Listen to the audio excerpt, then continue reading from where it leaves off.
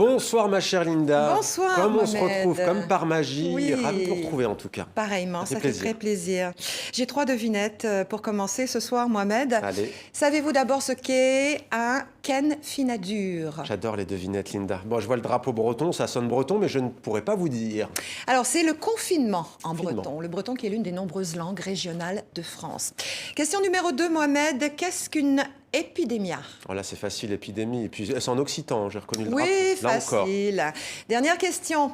Comment traduiriez-vous à certaines mains dérogatoires pour se déhaler? Alors là, par contre, c'est l'inverse. Je ne reconnais pas forcément le drapeau. Je ne vais pas me faire que des amis, mais je dirais, allez, attestation dérogatoire pour se déplacer. C'est du normand, ça veut dire attestation de déplacement. Mon Dieu, mille pardons, normand.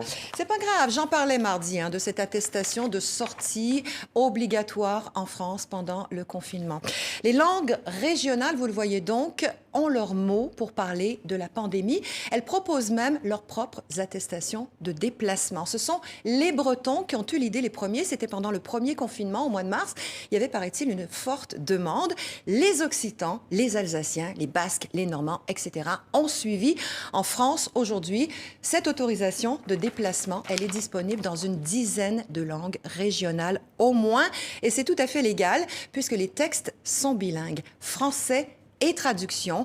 La pandémie, Mohamed, pour les langues régionales, c'est l'occasion d'une formidable offensive de promotion identitaire.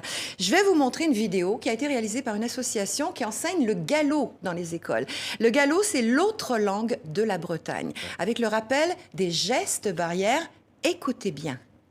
Et houdo les pognes, règlement ou du savon, ou ben encore ou une bouillure d'alcool.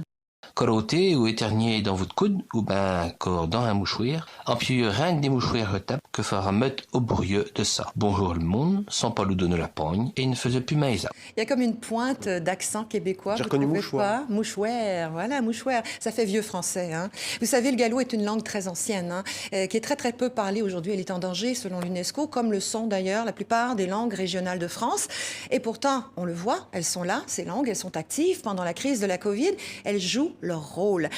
On vit une période compliquée en ce moment. Et pour les associations, ces attestations, c'est une façon de revendiquer notre attachement à nos racines, de dire notre amour pour un terroir qui souffre du confinement. Et comme le disait un responsable de l'Office de la langue bretonne, c'est aussi une manière d'atténuer la violence de cette permission de sortie qui embête tout le monde. Bref, de mettre un peu de couleur dans la grisaille ambiante. Franchement, bravo, c'est bien trouvé, très judicieux. Merci beaucoup, Linda. Merci. À bientôt pour de nouvelles aventures. Avec plaisir.